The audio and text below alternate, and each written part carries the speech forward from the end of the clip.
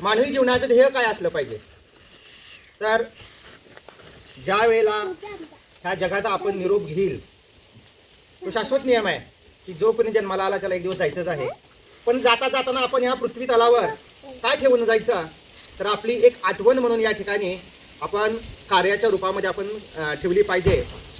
आज या ठिकाणी 4थीच्या विद्यार्थ्यांच्या निरोप समारंभानिमित्त आपण एक झाड लावतोय. ज्यावेळेस हे विद्यार्थी 4थीतून 5वीला बाहेर दुसऱ्या शाळेमध्ये जातील, परंतु ते बाहेर गेल्यानंतर त्यांची एक आठवण या ठिकाणी राहावी म्हणून आपण हा छोटासा वृक्षारोपणाचा कार्यक्रम या ठिकाणी घेतोय.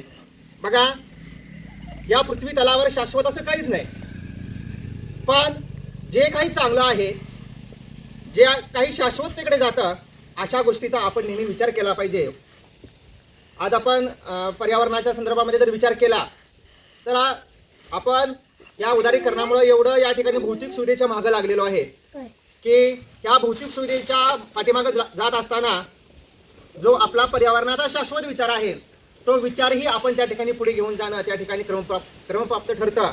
म्हणून ह्या एका पृथ्वीचं आपण ऋण म्हणून त्या ऋणातून उतराई होण्याचा छोटासा प्रयत्न म्हणून आज या ठिकाणी या छोट्याशा वटवृक्षाचं आपण वृक्षारोपण या ठिकाणी करत आहोत.